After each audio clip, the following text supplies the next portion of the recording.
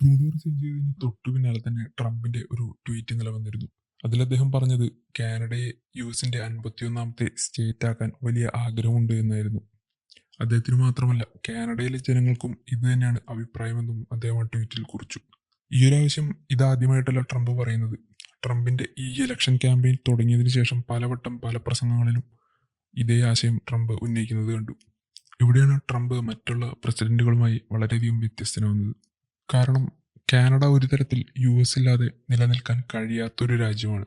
അതിന് പ്രധാന കാരണം കാനഡയുടെ മെയിൻ സോഴ്സ് ഓഫ് റവന്യൂ എന്ന് പറയുന്നത് US എക്സ്പോർട്ടുകളാണ്. പക്ഷേ ടാക്സ് ഒന്നും കൂടാതെ തന്നെ US എക്സ്പോർട്ട് ചെയ്യാൻ സാധിക്കുന്നതിനാൽ US ഓരോ വർഷവും കാനഡയിൽ നിന്ന് ഇമ്പോർട്ട് ചെയ്യുന്നതിൽ ഒരുപാട് സാമ്പത്തിക നഷ്ടം നേരിടുന്നു എന്നാണ് ട്രംപ് പറയുന്നത്. US ഇത് തുടർന്നു പോകാൻ കഴിയില്ലെന്നും അതുപോലെ തന്നെ ഇനി മുതൽ, അതായത് ട്രംപ് അധികാരമേറ്റതിന് ശേഷം 25% താരിഫ് ഏർപ്പെടുത്തുമെന്നും ട്രംപ് പറഞ്ഞിരുന്നു. ഇത്തരത്തിലൊരു 25% താരിഫ് വരികയാണെങ്കിൽ കാനഡയുടെ ഇപ്പോഴത്തെ എക്കണോമിയുടെ അവസ്ഥ ഇതിലും വഷളാവും. ട്രൂഡോ റിസൈൻ ചെയ്തതിൽ ഒരു കാര്യം കാനഡയുടെ തകർന്നുകൊണ്ടിരിക്കുന്ന എക്കണോമിയാണ്. ഇൻഫ്ലേഷനും അൺഎംപ്ലോയ്മെന്റും കാനഡയിൽ വളരെയധികം വർദ്ധിച്ചുകൊണ്ടിരിക്കുകയാണ്. ഈ ഒരു സമയത്താണ് കൃത്യമായി ട്രംപ് കാനഡയെ US ചേർക്കാമെന്നും ഇൻഫ്ലേഷനും അൺഎംപ്ലോയ്മെന്റും പരിഹരിക്കാമെന്നും പറയുന്നത്. തീർച്ചയായിട്ടും അത്തരത്തിൽ കാനഡ US ചേരുകയാണെങ്കിൽ ഇതിനെല്ലാം ഒരു പരിധിവരെ പരിഹാരമാകും.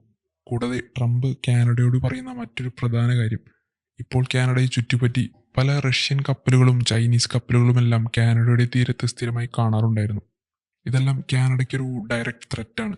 എന്നാൽ ട്രംപ് പറഞ്ഞതുപോലെ US കാനഡ ചേരുകയാണെങ്കിൽ ഇതിൽ നിന്നെല്ലാം ട്രംപ് പ്രൊട്ടക്ഷൻ നൽകാമെന്നും ട്വീറ്റിൽ ഉറപ്പു പറയുന്നു. ഭൂരിപക്ഷം കാനഡിയൻസിനും US കാനഡ ലയിക്കുന്നതിനോട് വലിയ താല്പര്യമില്ല. അതൊരു പക്ഷെ സ്വന്തം രാജ്യത്തോടുള്ള സ്നേഹം കൊണ്ടായിരിക്കാം. എന്നാലും ഇപ്പോൾ അധികാരത്തിലുള്ള ലിബറൽ പാർട്ടിയോട് അവർക്ക് യാതൊരു താല്പര്യവുമില്ല. ഏറ്റവും അടുത്ത ബൈ ഇലക്ഷനുകൾ നോക്കിക്കഴിഞ്ഞാൽ ഇവിടുത്തെ വലതുപക്ഷ പാർട്ടിയായിട്ടുള്ള കൺസർവേറ്റീവ് പാർട്ടിയുടെ ഭൂരിപക്ഷം ഓരോ ബൈ ഇലക്ഷനിലും വർദ്ധിച്ചു വരികയാണ് ഉണ്ടായത്. ഇതെല്ലാം കാണിക്കുന്നത് ട്രൂഡോയുടെ കഴിവുകേടിനെയും അതുപോലെ തന്നെ ലിബറൽ പാർട്ടിയുടെ തോറ്റുപോയ നയങ്ങളെയുമാണ്. എന്നാൽ ഒരുപക്ഷെ കാനഡ US ലയിച്ചു എന്ന് നമുക്ക് കരുതാം. അങ്ങനെയാണെങ്കിൽ എന്തായിരിക്കും US ഭാവി? തീർച്ചയായും അത്തരത്തിലൊരു സാഹചര്യം വരികയാണെങ്കിൽ US അത് വളരെയേറെ ഗുണം ചെയ്യും. ജിയോഗ്രഫിക്കലി നോക്കിക്കഴിഞ്ഞാൽ കാനഡയുടെ പൊസിഷൻ ഒരു മർമ്മപ്രധാനമായ പൊസിഷനാണ്. അതുകൊണ്ട് തന്നെയാണ് ചൈനയും റഷ്യയുമെല്ലാം ഇത്തരത്തിൽ കാനഡയെ സ്പൈ ചെയ്യുന്നു എന്ന് പറഞ്ഞത്. എന്നാൽ അവിടേക്ക് US ഇത്തരത്തിലുള്ള ഒരു കടന്നുകയറ്റം വരികയാണെങ്കിൽ പിന്നീട് ആ മേഖലയിൽ US ശക്തി അത് നമ്മൾ ഇപ്പോൾ കരുതുന്നതിനേക്കാൾ ഭയങ്കരമായിരിക്കും. കാനഡ US ലയിച്ചു കഴിഞ്ഞാൽ അത് ഇന്ത്യക്ക് എങ്ങനെ ബെനിഫിഷ്യൽ ആകുമെന്ന് നമുക്ക് നോക്കാം. അഥവാ അങ്ങനെ സംഭവിക്കുകയാണെങ്കിൽ തീർച്ചയായും ഇന്ത്യക്കും വളരെ ഒരു നല്ല കാര്യമായിരിക്കും അത്. കാരണം ഇപ്പോൾ കാനഡയും ഇന്ത്യയുമായുള്ള ബന്ധം കുറച്ച് വഷളാണ്. എന്നാൽ കാനഡ US ലയിച്ചു കഴിഞ്ഞാൽ തീർച്ചയായും ഇന്ത്യയുടെ സഹായം US ആവശ്യമായി വരും.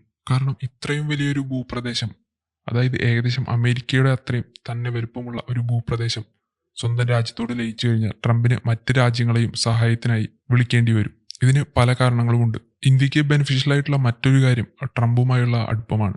ട്രംപ് വരാൻ പോകുന്നതിന് തൊട്ടു മുൻപ് തന്നെ പല കാര്യങ്ങളും ഇന്ത്യക്ക് അനുകൂലമായിട്ടാണ് നടന്നുകൊണ്ടിരിക്കുന്നത്. അതിലൊന്ന് ട്രൂഡോ റിസൈൻ ചെയ്തതാണ്. 2, ഇന്ത്യക്ക് സിവിലിയൻ ന്യൂക്ലിയർ ടെക്നോളജി അമേരിക്കയിൽ നിന്നും കൊണ്ടുവരാനായിട്ടുള്ള പല റെഗുലേഷൻസും അവർ എടുത്തു മാറ്റിയിട്ടുണ്ട്. 20 വർഷമായി നടക്കാതിരുന്നൊരു കാര്യമായിരുന്നത്. ഇപ്പോൾ ട്രംപ് ഇത് അധികാരത്തിൽ ഏൽക്കാൻ തുടങ്ങുമ്പോൾ തന്നെ ഇന്ത്യക്ക് അനുകൂലമായ പല നടപടികളും അവർ ചെയ്തു കഴിഞ്ഞു. സോ അതുകൊണ്ട് തന്നെ കാനഡ US ലയിക്കുകയാണെങ്കിൽ കാനഡയിലുള്ള ഇന്ത്യക്കാർക്കും അതുപോലെ തന്നെ ഇന്ത്യക്കും അത് വളരെ നല്ലൊരു ന്യൂസ് ആയിരിക്കും. പക്ഷെ സത്യത്തിൽ ഇത് നടക്കാനുള്ള സാധ്യത വളരെ കുറവാണ്. കാരണം അത്ര എളുപ്പത്തിലൊന്നും ഒരു രാജ്യത്തിന് മറ്റൊരു രാജ്യത്തിനു മേൽ അധികാരം സ്ഥാപിക്കാൻ കഴിയില്ല. എങ്കിലും ട്രംപിന്റെ പിടിവാശി നമ്മൾക്ക് എല്ലാവർക്കും അറിയാമല്ലോ. ഒന്നും കാണാതെ ട്രംപ് ഇത്തരത്തിലൊരു കാര്യം പലവട്ടം ആവർത്തിക്കുകയില്ല. ഏതായാലും ഒരു കാര്യം ഉറപ്പാണ്, ഒരുപാട് കാലം ബോറിംഗ് ആയി കിടന്ന അമേരിക്കൻ പൊളിറ്റിക്സ് വീണ്ടും ഉഷാറാവാൻ പോവുകയാണ്. വളരെ അൺപ്രഡിക്റ്റബിൾ ആണ് ട്രംപ്. അതുതന്നെയാണ് അദ്ദേഹത്തിന്റെ പ്രസിഡൻസി ഒരു രീതിയിൽ പറഞ്ഞാൽ എന്റർടൈനിങ് ആണെന്ന് പറയാൻ കാരണവും. അപ്പോൾ വരാൻ പോകുന്ന കാര്യങ്ങൾ നമുക്ക് കാത്തിരുന്ന് കാണാം. കാനഡ അമേരിക്കയുമായി ലയിക്കുന്നതിനെ പറ്റി നിങ്ങളുടെ അഭിപ്രായം എന്താണ്? തീർച്ചയായും കമന്റ് ചെയ്യുക. പിന്നെ ഈ വീഡിയോ ഇഷ്ടപ്പെട്ടെങ്കിൽ ലൈക്ക് ചെയ്യുക. ഇതുപോലുള്ള വീഡിയോസ് കൂടുതൽ കാണുന്നതിനായി ചാനൽ സബ്സ്ക്രൈബ് ചെയ്തതിനൊപ്പം ബെൽ നോട്ടിഫിക്കേഷൻ കൂടെ എനേബിൾ ചെയ്യുക. മറ്റൊരു വീഡിയോയുമായി ഉടനെ തന്നെ കാണാം.